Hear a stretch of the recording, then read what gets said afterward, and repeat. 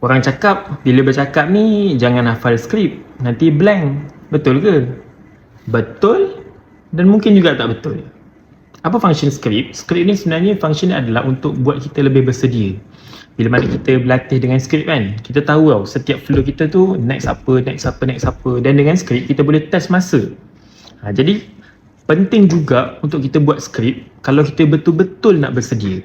Cuma bila mana kita ada skrip tu, janganlah kita hafal bulat-bulat yang jadi macam baku tau. Mana kata sebenarnya bila nak buat bila nak buat skrip pun dia ada seni dia tau. Iaitu yang saya selalu buat adalah kita tulis skrip tu, kita tulis memang kita membayangkan waktu tu kita tengah bercakap dengan orang. Mana kata dalam skrip tu ada interaction dengan audience. Faham ke hadirin? Contoh, tulis juga benda tu. Jadi bila kita praktis seolah-olah kita tengah bercakap dengan audience in a real time. Jadi boleh cuba, cakap dengan Karisma, cakap je.